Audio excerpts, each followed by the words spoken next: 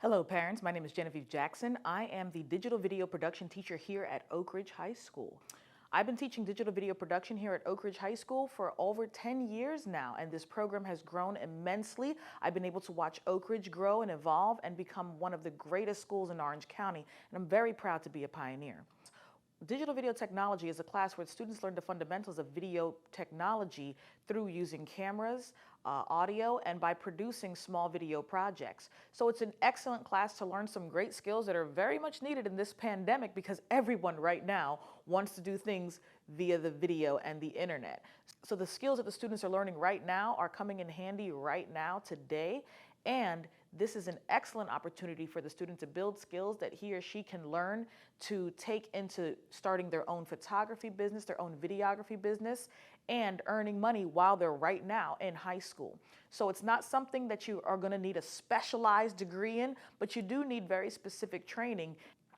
The careers that are available in video technology are extremely diverse and start from and go anywhere from a production assistant to a camera operator to a network news anchor. So all of these skills are extremely necessary in this digital world that we live in now, and there are plenty of career opportunities available to the students once they graduate with these skills.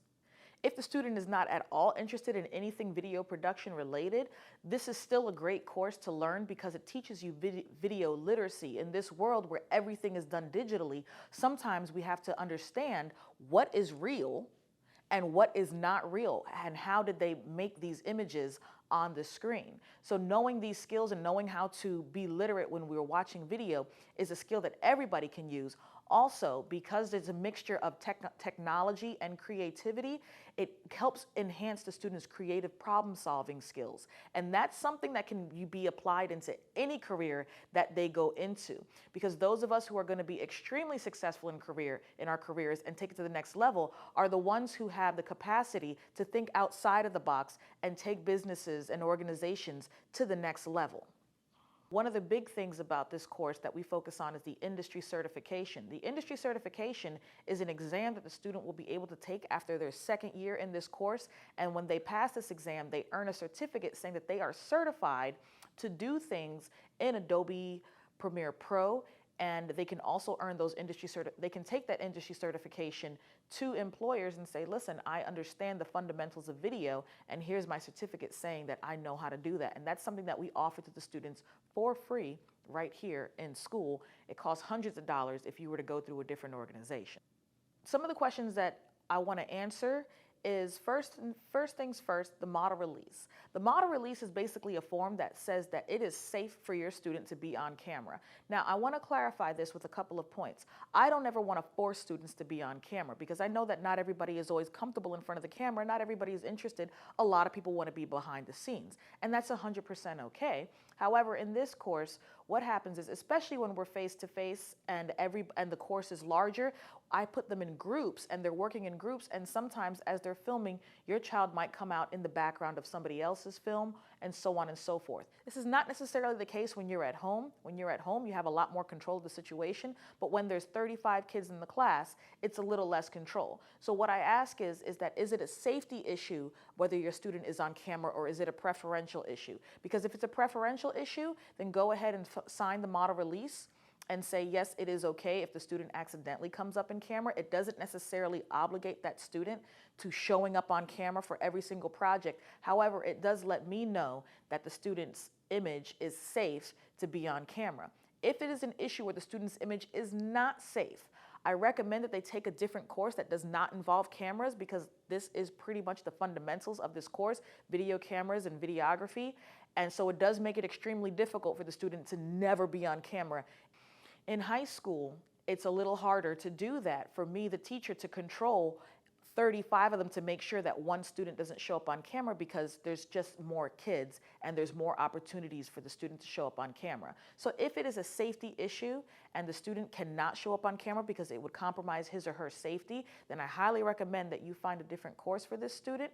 If it is a preferential issue, then I'm going to leave it up to the student to decide how to keep themselves out of the camera's view.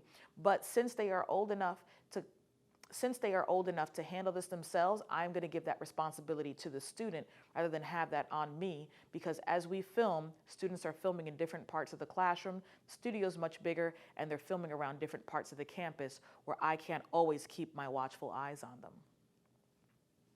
Another question that I'm getting for a lot of the students who are working from home is, why do I need to buy a camera? Well, in normal times, when we're in school, you don't need to buy a camera. But now that we're at home, I only have 10 cameras that I can lend out, and I have 130 students. So the student does need to have their own camera. Can they use their cell phone? Of course they can use their cell phone. Their cell phone is just as good of a camera as some of the cameras that we have here in class. So what happens is that I want these students to be able to have access to that camera, so that way they can do any of the videos. If there is no camera to be had, I gave the students a list of inexpensive options of cameras to purchase.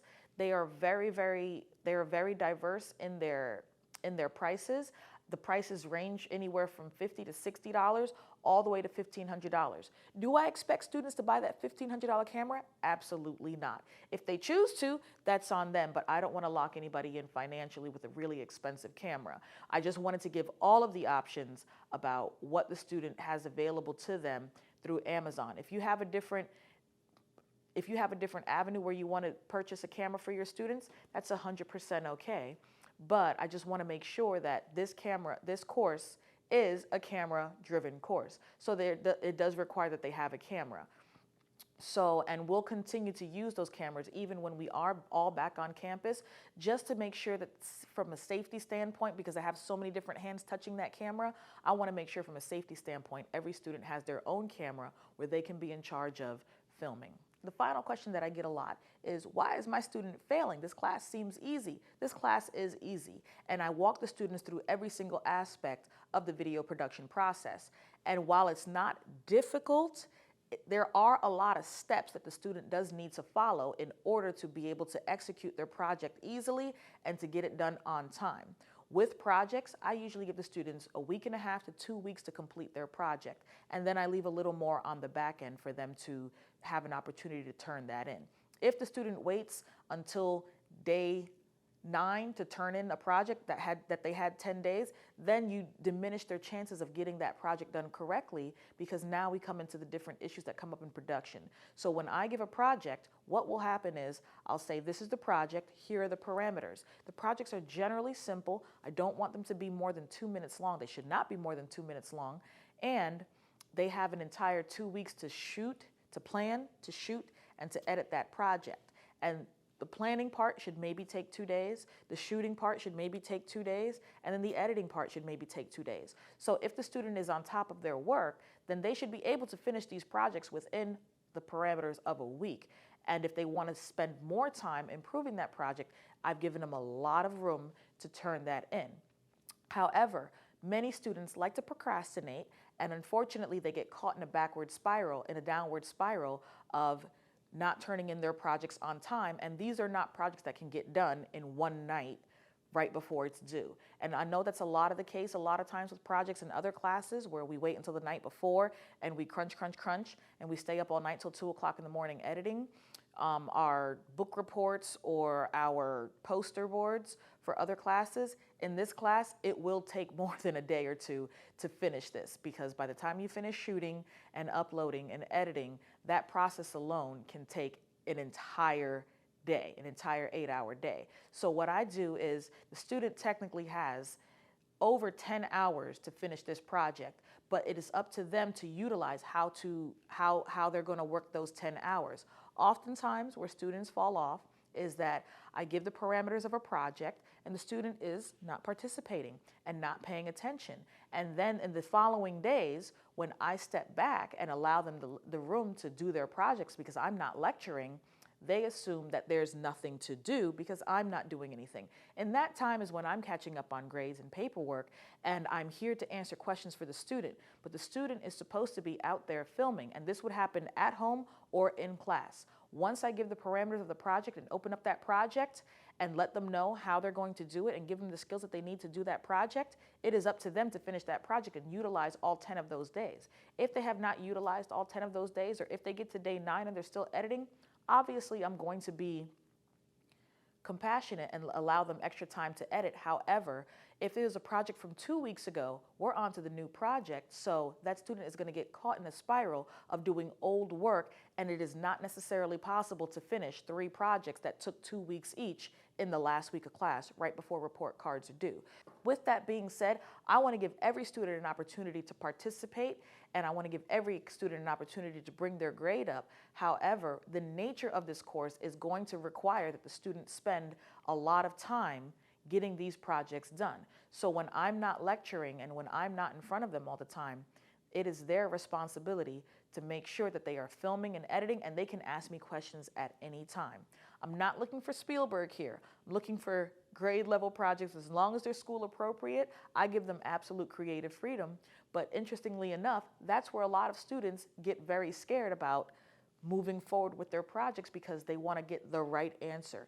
And I'm not the right answer type teacher. I'm asking them to come up with their own story, come up with their own narrative.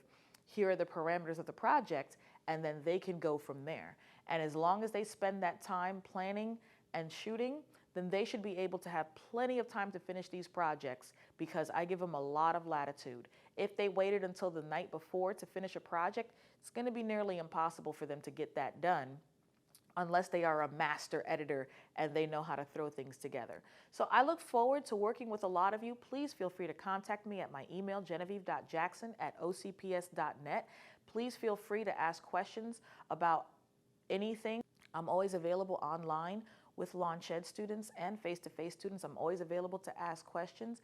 Please make sure that you're doing whatever you can to facilitate this process for your student, whether the student asks for a strange request, hey mom, can I get a jar of Play-Doh for 50 cents? Sometimes that might seem a little weird, but when you look through the project, you'll understand exactly why I chose that. And I do have everything written already on Canvas. We are ready to go. I'm excited to be your teacher. I'm excited to be your student's teacher.